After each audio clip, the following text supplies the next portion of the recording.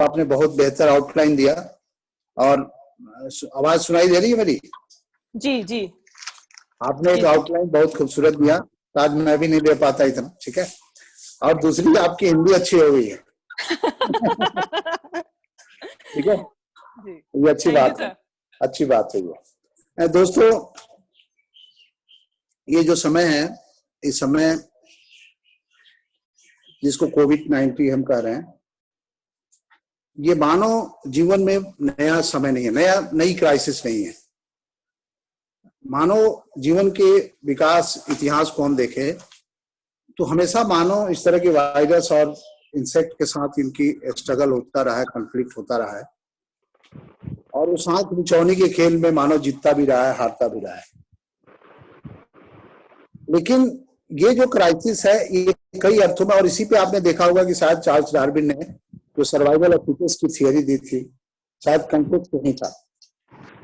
लेकिन हम देखें तो आज थोड़ा परिवेश बदला हुआ, क्योंकि तब शायद जो डिटर्मिनिज्म था वो नेचुरल सेटिंग में था, लेकिन अब ह्यूमन ने इतना एक जो ह्यूमन मेड इन्वायरमेंट है, यानी कल्चर एंड सिविलाइजेशन को इतना कल्टीवेट कर लिया है कि आपको कॉन्टेक्स्ट ये बदल गया है। यानी आप समझिए कि जितना नेचुरल इन्वायरमेंट है उसी के बरक्स आपको मैन मेड इन्वायरमेंट भी है, जिसको हम कल्चर और सिविलाइजेशन के रूप में जानते हैं। और इसलिए मैं इसको न्यू डिटर्मिनिज्म के रूप में देखता हूँ, ये न्यू डिटर्मिनिज्म। और ये 3 एक्सिस पे ये ऑपरेट कर रहा है, और हम देख रहे हैं कि इससे एंगेज होने के लिए हमारे 3 एक्सिस हैं। एक तो हमें सेफ होना है, और सेफ होना भी एक सामाजिक ग्रामर है सेफ होने का। आपका सामाजिक बैकग्राउंड क्या है? मिडिल क्लास लोग के पास राशन है, बड़ा सा घर है, तो अपने आप को आप क्वारंटाइन कर लेते हो, अपने आप को फोर्टिफाई कर लेते हो। कुछ ऐसे लोग हैं जो डोरडम की तरफ फंसे हुए हैं, प्रवासी मजदूर। कुछ ऐसे लोग हैं जो यहीं के हैं या किसी शहर के हैं जिनके पास घर ही नहीं है, जो पुल और सड़क के नीचे रहते हैं। तो इन दिस वे आप मतलब हम देखते हैं कि ये सेफ्टी भी अलग है, सोशली डिस्ट्रीब्यूटेड है। तीसरा है हेल्थ, जिसको शायद आप इम्यून सिस्टम से जोड़ सकते हैं, लोगों की कितना मतलब कितनी कैपेसिटी है आप उससे देख सकते हैं। ये भी हालांकि सोशल जेनेटिक्स से तय होता है। और तीसरी है ऑप्टिमिज्म, मतलब आप कितनी उम्मीद रखते हो और कितनी संभावनाओं से आप भरे पड़े हो और आपको बाउंस करने का जज्बा है। तो ये न्यू डिटर्मिनिज्म के हम दौर में हैं, और समझिए कि ये इतना बड़ा व्यापक है इसका फलक कि ये एपिडेमिक पेंडेमिक हो गया है। एपिडेमिक था कि किसी क्षेत्र विशेष में होता था, और पैन मतलब संपूर्ण मानवता यानी ग्लोब में इसका प्रसार है। और आप समझ सकते हैं कि कोई भी व्यक्ति, कोई भी जगह, कोई भी एजेंसी और कोई भी पर्सन नहीं है जो कि बैकफुट पे नहीं आ गया। मतलब ये इतनी बड़ी क्राइसिस है, और शायद इसने बहुत जोरदार तरीके से मतलब मानव की जो एक दम्भ था, एक भ्रम था कि हमारे पास बहुत अच्छे इक्विपमेंट है, हम बहुत शक्तिशाली हैं, हम तो अपने अलावा नेचर की सारी चीजों को टेम कर सकते हैं, कंट्रोल कर सकते हैं। एक बहुत बड़ा मिथ था जिससे जो टूटा है, जिस पे अनफोल्ड हुआ है, और हमारी जो लिमिटेशंस की पता लगी कि हम कितनी हमारी साइकोलॉजिकल और फिजिकल लिमिटेशंस हैं, और हम इस तरह से हैं।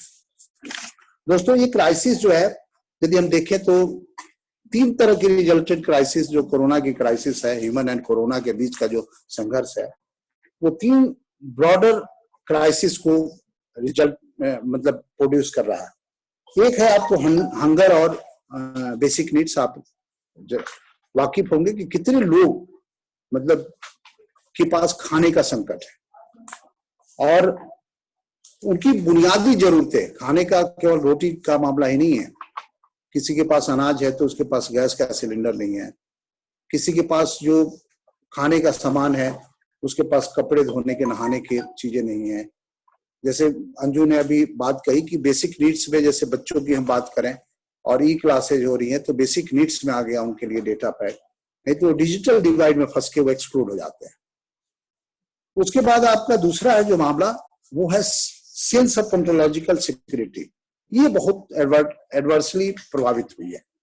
यानी हर क्लास का, चाहे वो पुअर हो, होमलेस हो, मिडिल क्लास हो, अपर क्लास हो, सबकी ओंटोलॉजिकल सिक्योरिटी जो है वो मतलब ट्रांसफॉर्म हुई है इनसिक्योरिटी में और चैलेंज हुई है, और वो उसके कारण लोगों की मेंटल हेल्थ मतलब प्रभावित हुआ है। मेंटल हेल्थ काफी मतलब खतरनाक स्थिति में है, बहुत सटल है अभी और धीरे धीरे वो अपरेंटली आएगा। और तीसरा है आपको सोशल एंड इंस्टीट्यूशनल पेडागोगी।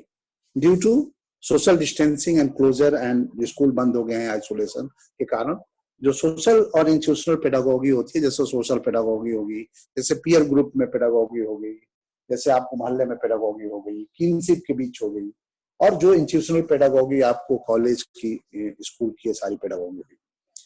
तो जनरली हम देखते हैं कि इसको मतलब ये तीन ब्रॉडर आपके क्या कहते हैं क्राइसिस हैं, रिजल्टेंट क्राइसिस कोरोना की, और ये तीनों की जो डिस्ट्रीब्यूशन है वो डिफरेंशियल है।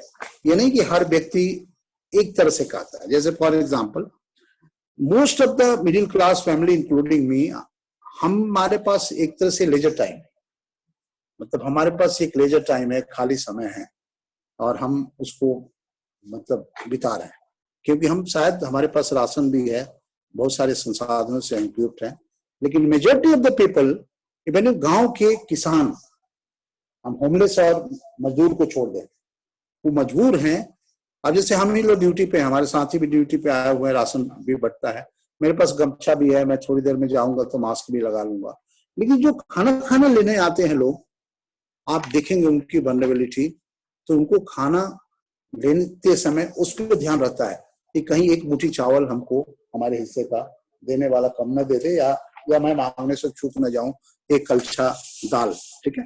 तो ये बहुत ही जो एक मिथ था हमारे देश का, एक ईगो था माने डेवलप होने का, और उस झूठ के तहत जो एक सामाजिक विषमता और विभाजन और जो एक्सप्लॉयटेशन जो ठक दिया गया था, वो भी मतलब उस पे भी एक पर्दा टूटी है हुआ है। और आपको पता होना चाहिए दोस्त कि इस तरह की ह्यूमैनिटेरियन क्राइसिस जो है, जो चाहे नेचुरल डिजास्टर से हो या मतलब आतंकवाद से हो या फिर इस तरह के बायोलॉजिकल एक्सीडेंट से हो, इस तरह में न केवल इनइक्वालिटी क्रिएट होती है, होगी, बहुत सारे मिडिल क्लास पुअर क्लास में भी जाएंगे क्योंकि उनकी नौकरियां छूट गई है, उनकी इनकम कम होंगे, तो शायद वो एक मार्जिनल सेक्शन में जाएंगे। तो न केवल इनइक्वालिटी प्रोड्यूस होती है बल्कि परपेचुएट होती है।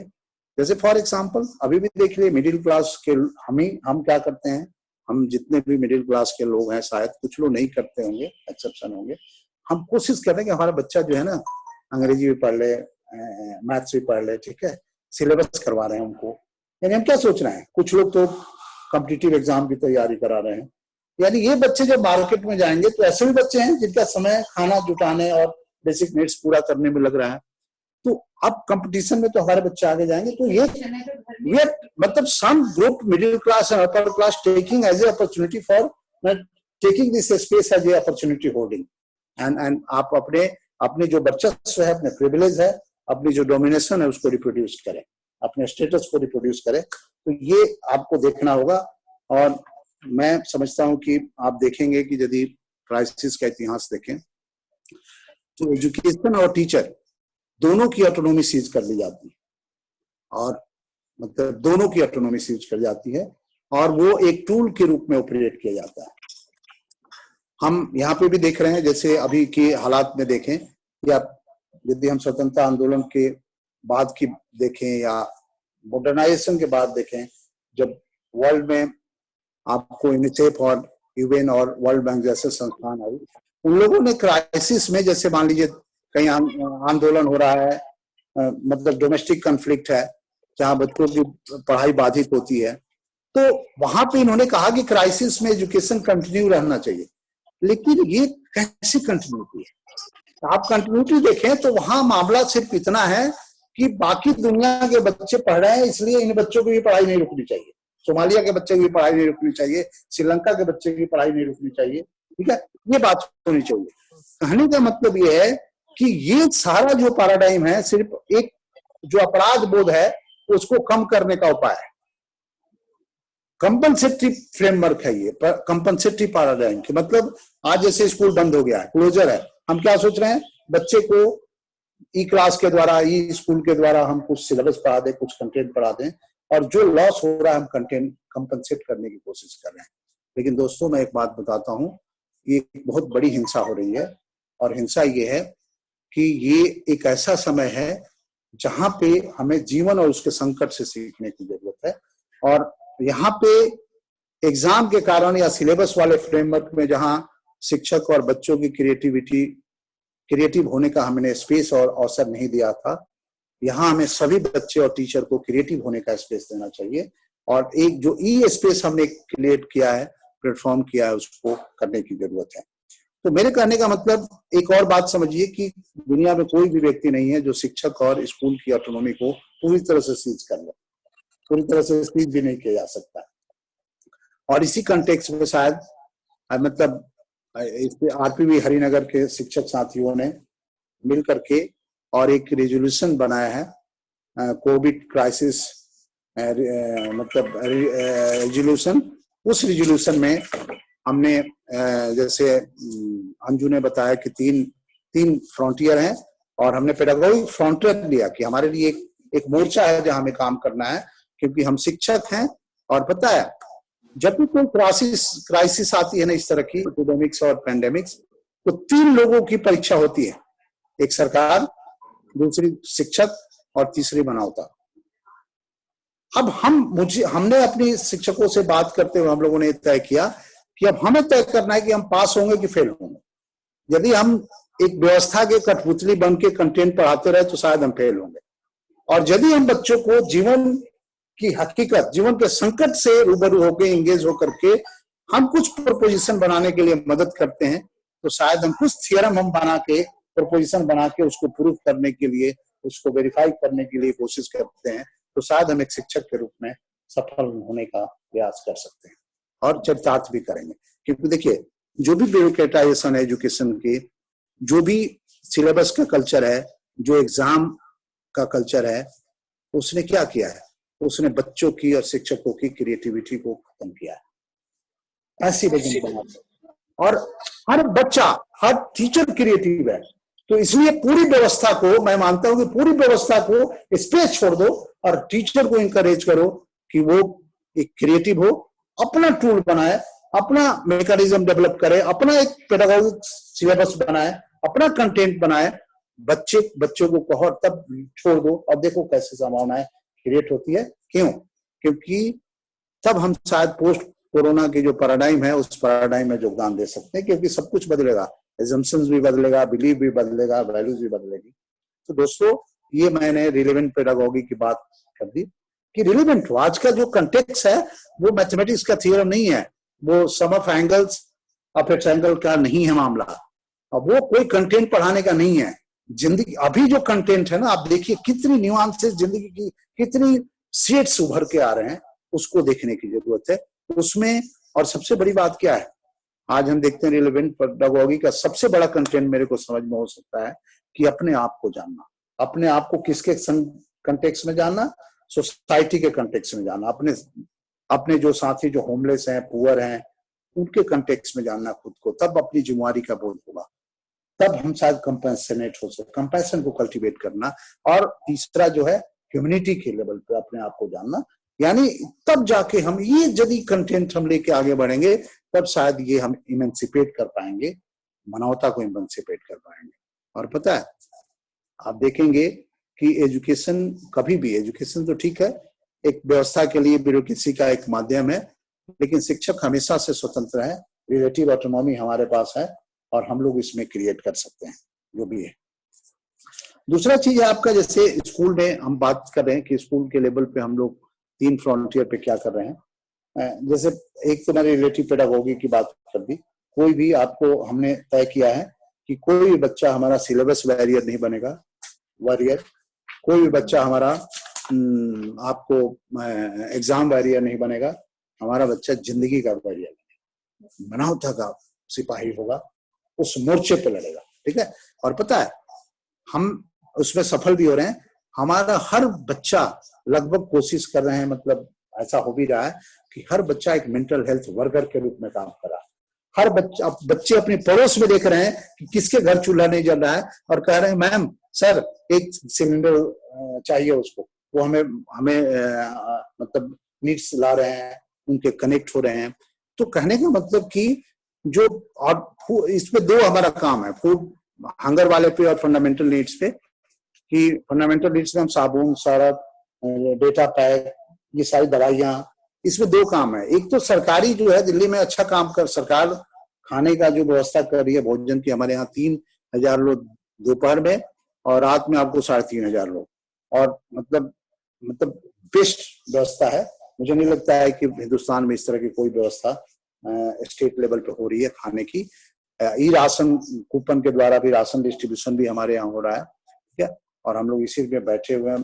तो आप समझिए कि सरकार की व्यवस्था है, लेकिन ये नेसेसरी है, सफिशिएंट नहीं है। सरकार की भी एक लिमिटेशंस है।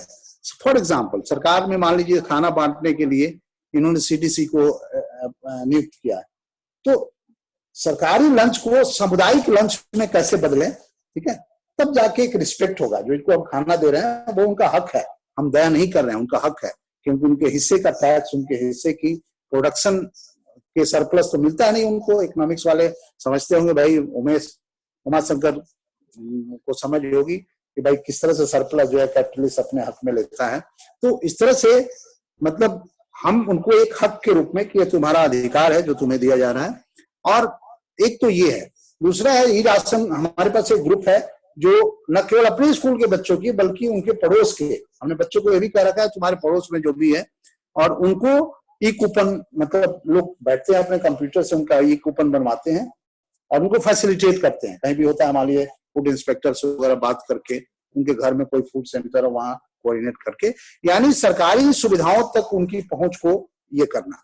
मेडिसिन का मामला है वो भी हम पहुंचाते हैं, हमारे 2-4 साथी हैं जो मोटरसाइकिल वगैरह से करके देते हैं। एक हमने और काम किया है कि हमने खुद रिसोर्स जनरेट किया है, यानी हम जैसे बच्चों की डेटा पैक कराते हैं, जैसे 199 का, 200 का, जो भी 250 का जो उनका महीने का है, और मतलब उसमें हम हर बच्चे का आता है डिमांड, हम उसको कराते हैं, उसमें हम कोई फिल्टरेशन नहीं करते हैं। और अब तक मुझे लगता है 350-300 डेटा पैक हम लोगों ने शायद बच्चों का किया है, ताकि वो डिजिटल डिवाइड में न फंसे। क्योंकि हमारा देश ऐसा नहीं कि केवल सोशल डिवाइड है, इकोनॉमिक डिवाइड है, डिजिटल डिवाइड भी है। कुछ लोग हैं जिनके पास बहुत क्वालिटी के ई प्लेटफॉर्म है, कुछ लोगों के पास शायद नहीं है, और है भी तो शायद उसको मतलब वो उनके पास पैसा नहीं है, इनके पास सब्जी खरीदने के, दाल खरीदने के लिए, सरसों का तेल खरीदने के लिए पैसे नहीं है, जो आकर के यहाँ सुबह शाम लाइन पे रख करके और मतलब एक तरह से खाना लेता है, उनके बच्चों को तो मतलब चाहिए ही। तो इस तरह से बात हो रही है, और रिसोर्स टीचर ने और कम्युनिटी से मिल करके रिसोर्स जनरेट हुआ।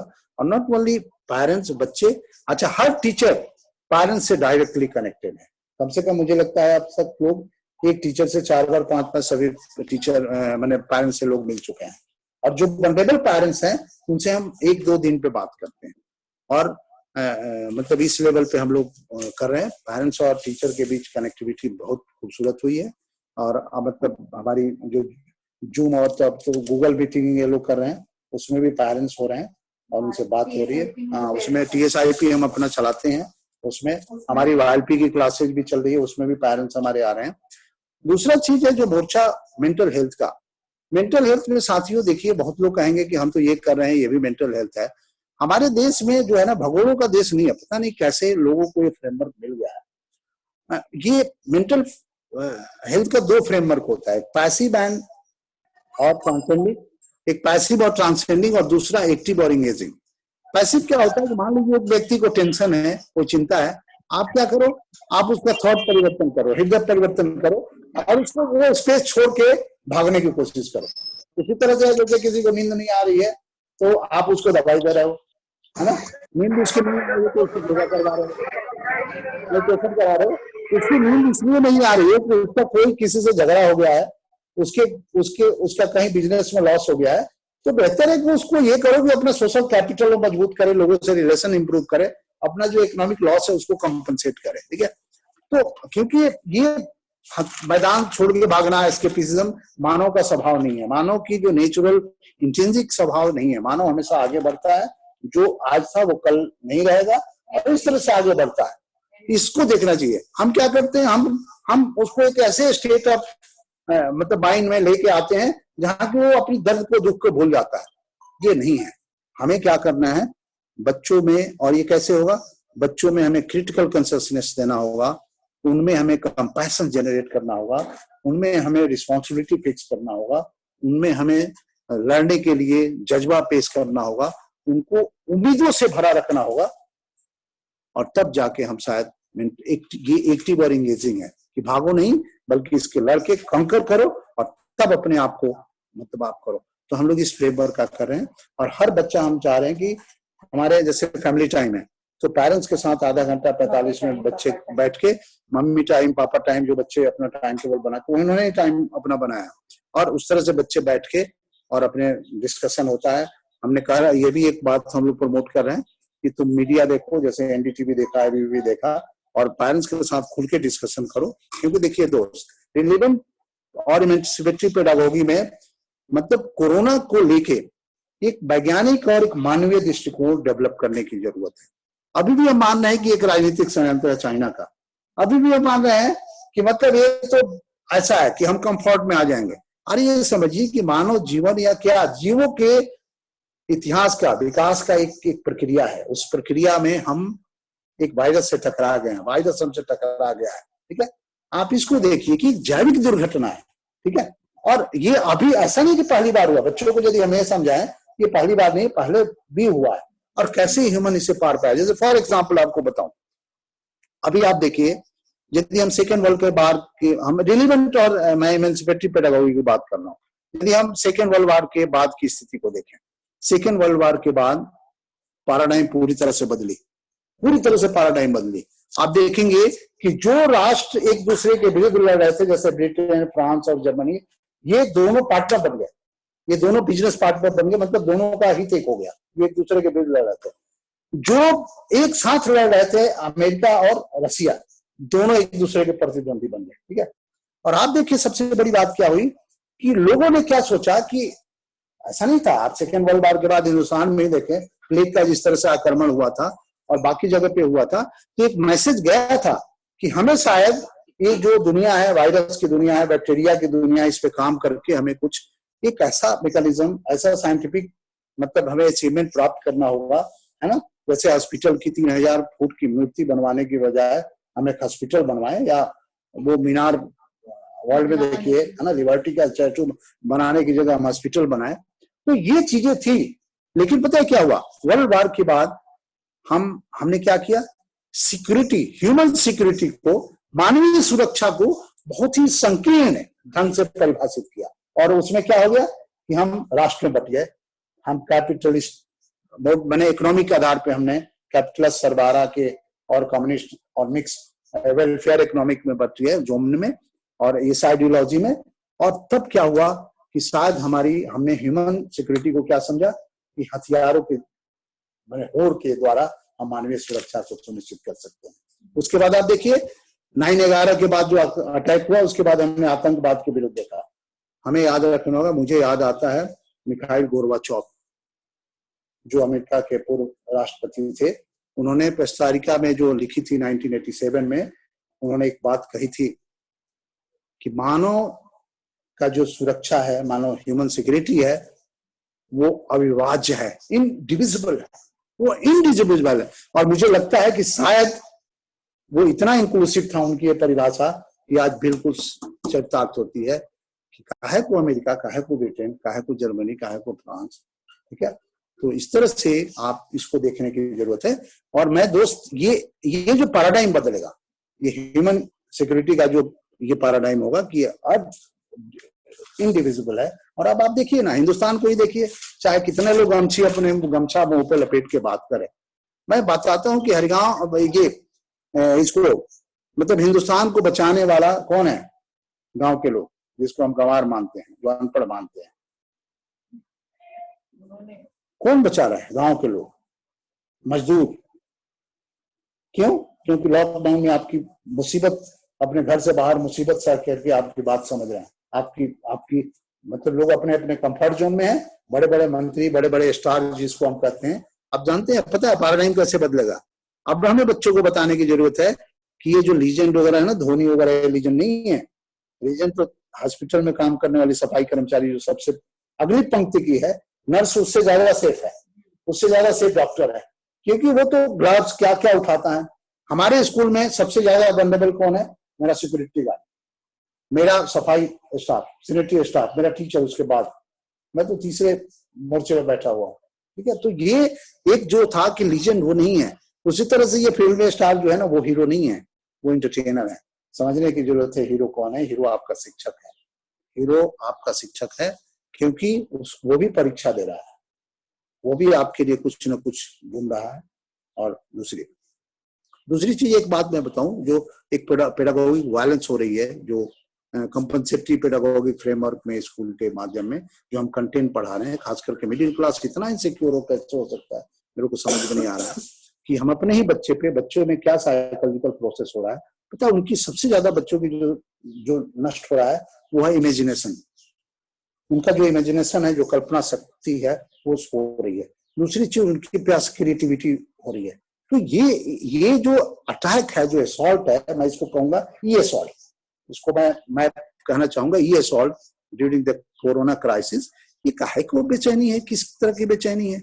अरे छोड़ दो शिक्षकों पे, एक डायरेक्ट मतलब हमारे शिक्षक के फोन पे डायरेक्ट करके बात करते हैं। मान लीजिए कोई बच्चा नहीं जुड़ा है, हमने कहा है कि ज्यादा से ज्यादा हम बच्चों से सप्ताह में एक बार मिले, एक बार उनसे मिले। उसके बाद आपको लगता है कि कोई बच्चा है जिसको 2 दिन में बात करना हो, बच्चों को फ्रीडम दे दिए कि तुम, हाँ बच्चा कोई सीखना चाहता है, मान लीजिए वो गणित पढ़ना चाहता है, वो सवाल करें, हम बताएंगे, लेकिन हम कोई कंटेंट शेयर नहीं करेंगे। तो दोस्तों, मेरे कहने का मतलब कि ये पूरे शिक्षक समाज के लिए और विद्यालय को वो एक नया फ्रेमवर्क में खुद को खड़ा करने की जरूरत है और अपनी ऑटोनॉमी का इस्तेमाल करना है। हम किसी के शिक्षक के लिए हम शिक्षक हैं, हम जो है हम व्यवस्था भी चलाएंगे, जैसे मान लीजिए हम ही लोग कर रहे हैं, हम सरकार की फूड डिस्ट्रीब्यूशन केंद्र भी चला रहे हैं, ड्राई राशन भी बना रहे हैं, ठीक है। लेकिन हमारी जो एजेंसी है, उस एजेंसी को भी हमें एक्टिवेट करने की जरूरत है, टीचर्स की एजेंसी, स्कूल की एजेंसी, और उसको इन्वेस्ट करने की जरूरत है। किसके लिए? लोगों की हेल्प करने के लिए, हैंड होल्डिंग के लिए, शेयर करने के लिए। जैसे हम लोग भी फंडामेंटल नीड्स के लिए जो भी शेयर कर रहे हैं, हम शेयरिंग का नाम दिया। हम ये नहीं कर रहे हम किसी पे एहसान कर रहे हैं, हमारे पास है, हम शेयर कर रहे हैं, जरूरतमंद लोगों के साथ शेयर कर रहे हैं। तो ये इस लेवल पे हमें स्कूलों को आने वाले समय में, तब शायद हम, अदरवाइज यदि इसको हमने अपॉर्चुनिटी के रूप में नहीं लिया तो हम फेल हो जाएंगे, शिक्षक फेल हो जाएगी, विद्यालय फेल हो जाएगा। और ये आज तक पिछले 50 सालों में जो कठपुतली बनता आया वैसा ही हुआ, क्योंकि देश में मैं बार बार कहता हूँ कि कमी शिक्षकों की है ना। अब हम क्या करते हैं, शिक्षकों को ट्यूटर के, ट्यूशन के मॉडल में देखा जाता है।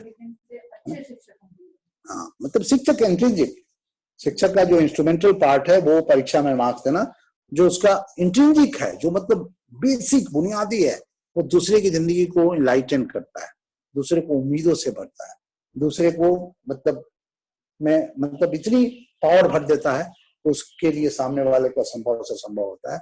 शिक्षक तो वो है। और पता है, मतलब हमेशा आप देखिए, हर जगह है भी, आज भी दिल्ली में ही हम देख लें तो दिल्ली में भले डिजास्टर एक्ट के कारण सब कुछ व्यवस्था जो है डीएम के पास है, बिल्कुल होनी चाहिए एक व्यक्ति के पास, लेकिन आज सच पूछिए तो क्वारंटाइन सेंटर हो, फूड डिस्ट्रीब्यूशन सेंटर हो, चाहे वो अवेयरनेस प्रोग्राम फैलाना हो, कौन है? टीचर है।